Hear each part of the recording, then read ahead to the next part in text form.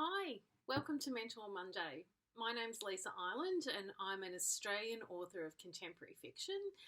I'm published here in Australia by Penguin Random House. I've just published my sixth book, which is called The Secret Life of Shirley Sullivan.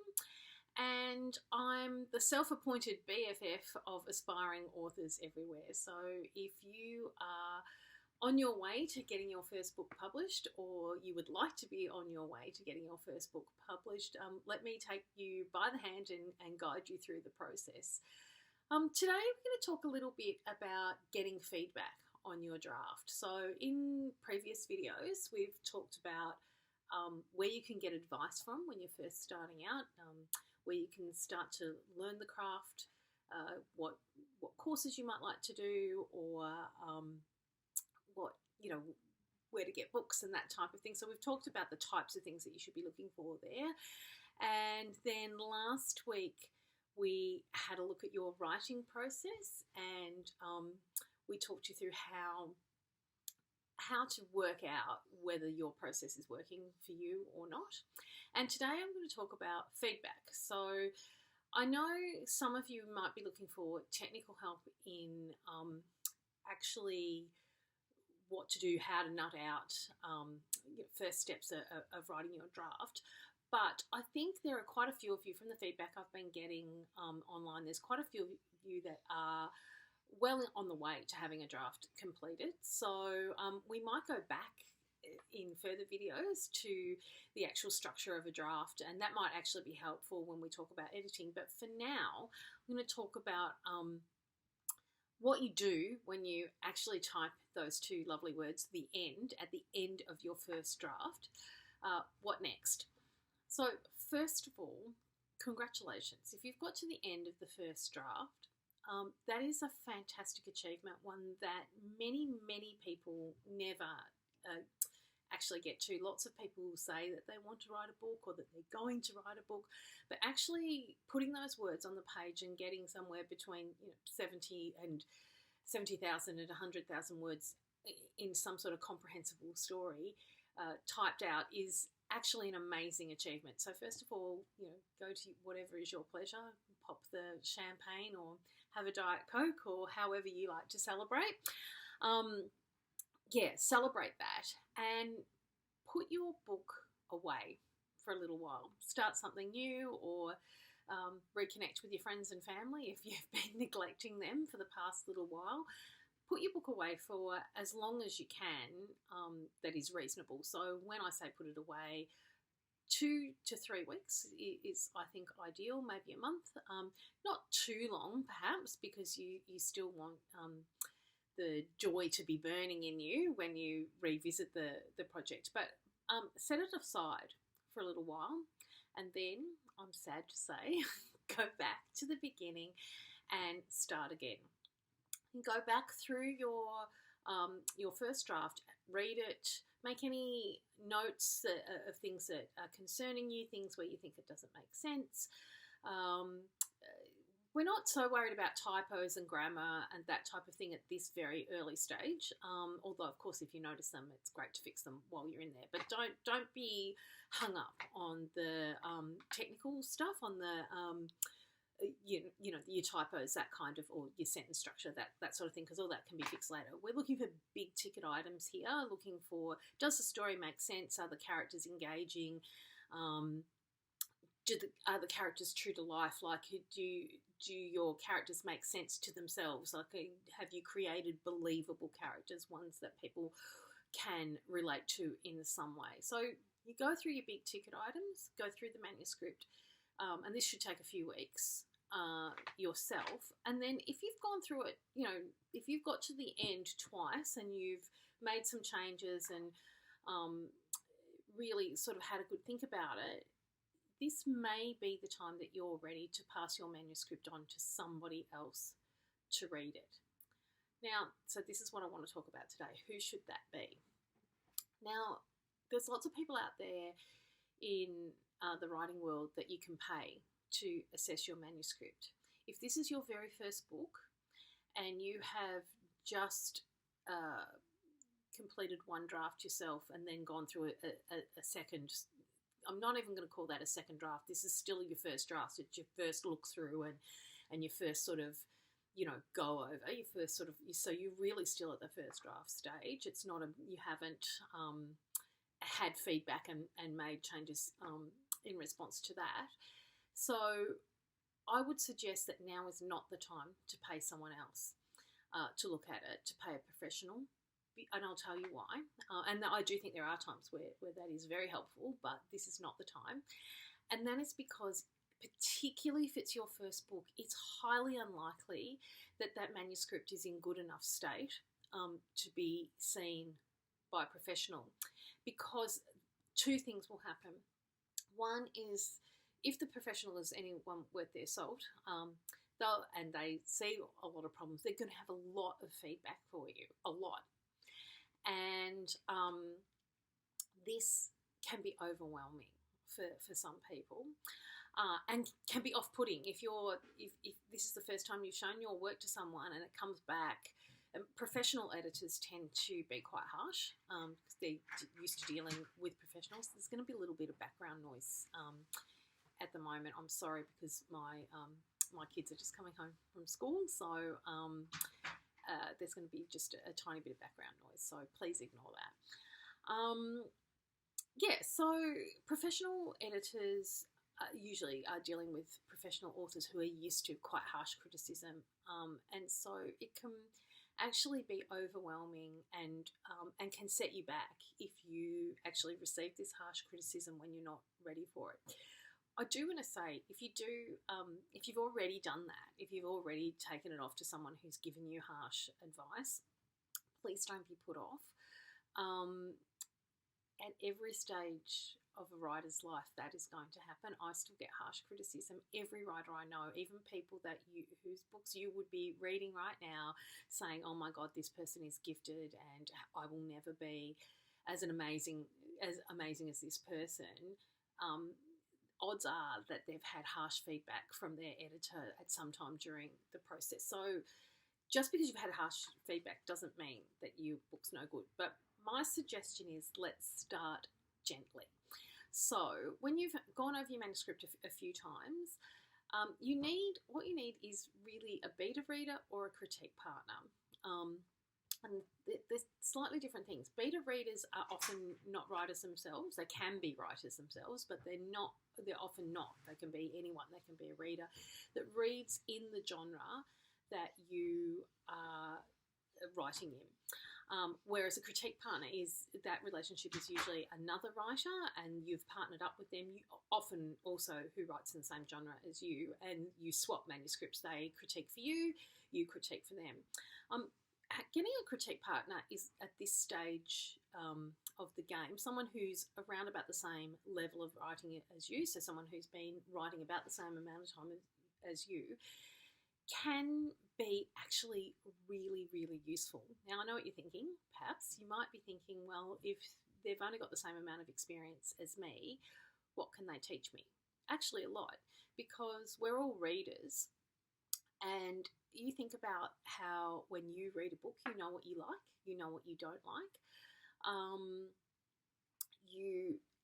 You could, if I gave you one of my books to read, you could tell your friend, I liked this part of it, I didn't think the end was that good, or I loved the end, but I didn't like character X. So we can all critique books. Doesn't mean we're right, it's just an opinion, and when you get your feedback, do keep that in mind, that it is just an opinion. For me, I've always had critique partners, and that has worked well for me. So because you learn a lot about critiquing, you learn a lot about writing by critiquing yourself. So if you are looking at somebody else's work, it's easier to be more objective about what is working in the writing. So if it's something you're really enjoying, you can think to yourself, what has this author done that has kept me so engaged and so interested in this piece? Or if you're bored or you don't like it for some reason, you can also learn from that. Oh, the pace is a bit wrong, or it's not clear, I don't understand what's going on in this section.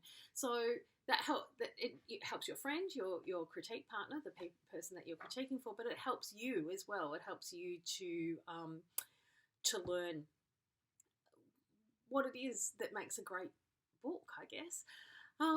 So critique partners are one option, and where can you find a critique partner? I would suggest looking in writing groups or industry associations. So, for instance, I belong to the Romance Writers of Australia, which is a fantastic organisation, and you can seek critique partners. There's a critique partner program, but if you're in a group that doesn't have a formal critique partner program, or even if you are, like me, part of Romance Writers Australia, there's much more informal ways to go about it. If you get chatting to someone online in the community Facebook page and you start to get along and you realise that you're at the same sort of level as them, you could make an approach to them, message them personally and say, hey, would you like to swap manuscripts? Sometimes people just put little messages in the group saying, hey, I've got a 60,000 word manuscript that I'd love someone to read for me. Is there anyone available? So that's one way. That's one type of feedback. As I mentioned before, beta readers. Now, beta readers are great, and you can source them, I guess, amongst your friends. Although I would caution you against using your friends as early readers. Two reasons again. One is often people who know you and love you are either too kind or don't want to hurt your feelings, and so they won't tell you what they truly thought of your book because they don't want to end the friendship or hurt you. Or the opposite, sometimes people who are close to you can be overly harsh, so because they know you and they expect better, or I don't know. I personally, none of my close friends, outside of my writing world, but none of my close friends, because I've got an itchy nose today, none of my close friends read for me that are not writers. But you can find beta readers, again, amongst, like you can ask in reader groups, like if you're part of an online group, like an online book club or something like that, you could ask if you get to see that there are people in there that are often reviewing books, you could ask them.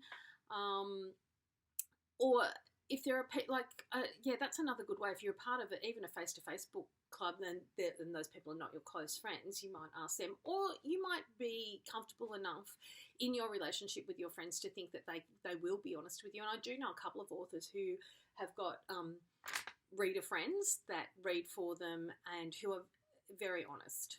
Okay, so I guess they would be my first. They're your first steps. The other source of getting feedback, if you don't have either of those options, is to enter competitions. There are lots of, you can just Google writing competitions in your country or state or your city, and you'll come up with heaps of different types of competitions. And again, the writing groups of writing associations often have their own contests. RWA has, so Romance Writers Australia has a strong competition program that runs every year, both for published and unpublished authors. So definitely worth looking into. Now, this can be, so now I want to talk about giving feedback and receiving feedback.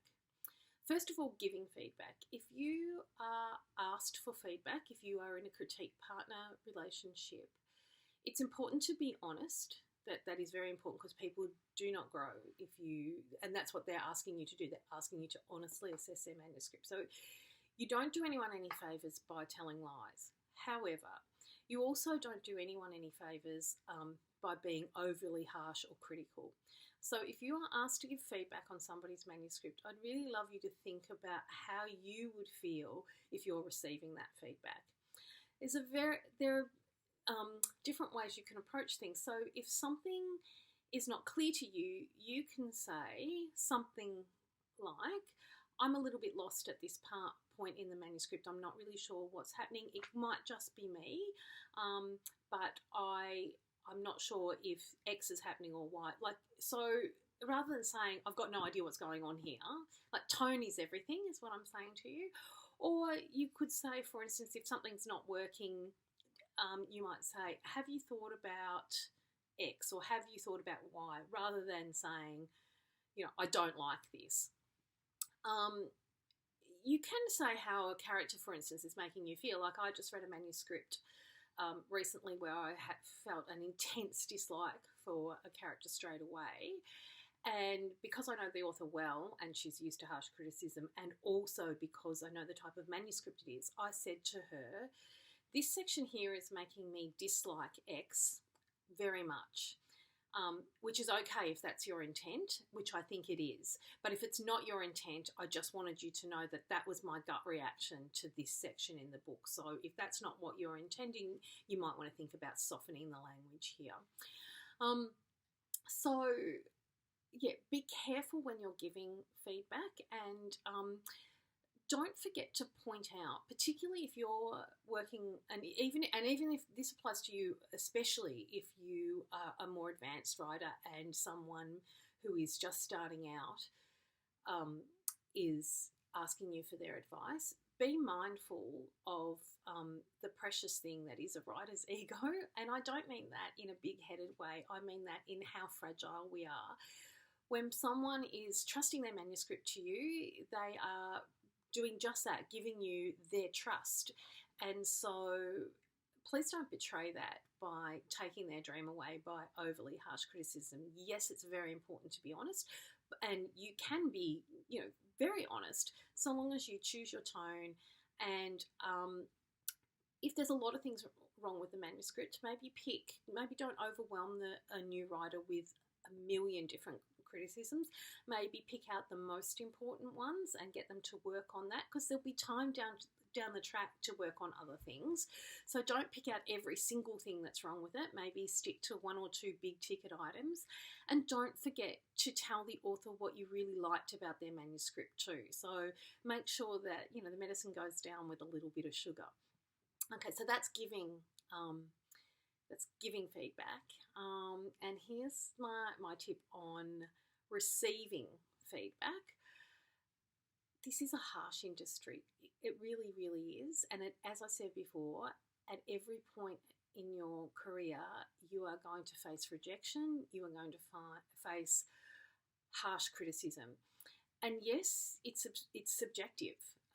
What one person loves, another person doesn't. Even if all your editors and at your publishing house have praised you and told you that this is the most brilliant novel they've ever read, it could be released and then readers don't like it. And there will always be some readers. It doesn't matter who you are or what you write. There will always be some readers that don't like what you've done. So it's unfortunate because some of us are sensitive souls, but we do have to get used to it. If you can never take any criticism whatsoever, if you are so hurt because no one, I'm telling you, I'm just trying to think of the biggest selling authors in the world, not J.K. Rowling, not Michael Robotham, not anyone gets their first manuscript, their first sort of manuscript that they send off, even if it's their 20th book. When we send our work off to the editor, off to the publishing house, they might come back with effusive praise, and that has happened to me on a couple of occasions where the publishing house has said, oh, we love this book, it's amazing. And then they say, but could you? And then there's a whole heap of stuff that you need to do. It doesn't matter who you are. No one ever writes the perfect book first go.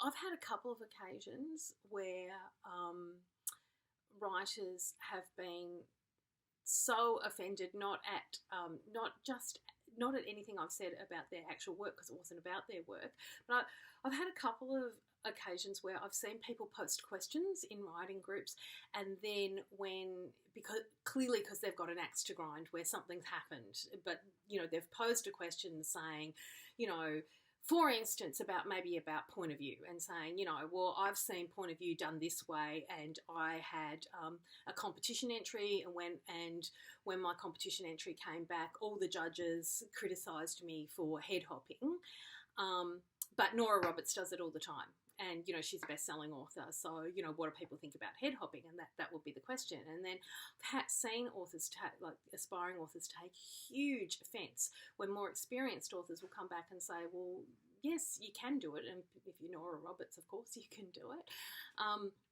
but it's not advised for these reasons, and especially when you're starting out, because you might not have the same skill as an author who's a little bit more experienced than you. So it's important to take the feedback that you're given. Now, of course, if it's one person saying these things, you might take it with a grain of salt, because if you've had say 3 judges or 4 judges, and 3 have come back saying this is great, and 1 comes back saying I hated it, well, that doesn't mean that they've got nothing they have to say is valid, but you could probably be reassured that you're on the right path. But if 3 out of the 4 judges came back and said the head hopping in this entry confused me and made me want to put the book down, that's something to take on board. So it's okay to be hurt by criticism. I'm always hurt when someone doesn't like my book. And as strange as that may seem, like, we have to deal with negative reviews. We have to deal with people giving us their suggestions of how the book could have been better in their Goodreads review or whatever. And I'm always personally hurt when that happens because I'm a person and this is my creative work. However, it's part of the job, and I accept that people are very entitled to have their opinion. And if I couldn't accept that, I shouldn't be in the job. So that's what I'm saying to you. You have to start, as tough as it is, to grow a little bit of a thick skin. If people are telling you repeatedly the same thing, they're probably right. You're allowed to, have a gin and tonic and cry and bitch to your best friend about how the person's an idiot and doesn't really know. That's on day 1. You can continue that for day 2. Day 3, you need to pick yourself up, go back through the feedback and go, okay, what can I salvage from this? What is actually, what's useful to me? Is there any truth in this? So I know it's tough. It's tough for me too. But be open to feedback, particularly when it's consistent. If a lot of people is telling you the same thing about your work, they're probably right. But the biggest point about all of this is don't give up. Even if it feels like the criticism is strong and negative, that's just part of the job. You're not on your own. It's not unsalvageable. Just because, someone said, oh, I don't like the head hopping, or the pace is too slow, or the language was too flowery, or whatever. It's not the end of the world. It can be fixed if you want to fix it. Or maybe maybe the person reading, if it's one person, or even if it's an editor, even if it's a publisher, maybe you've just pitched it to the wrong person. So I guess the takeaways from today are, find yourself some non-partisan feedback partners, somebody who is going to be not biased towards or against you. A critique partner is ideal. That's my preference, but other people have different preferences. Find what works for you. Like as I've said in all my videos, this is about you and your journey. You need to experiment and find what works for you. But I find the first step for me is always a critique partner. And once you've gone through that first lot of critique, well, then we can talk about further feedback and dealing with editors further along in the journey. Anyway, that's all I've got to say for today. Have a happy Monday, and I'll see you next week. Bye. Oh, still going.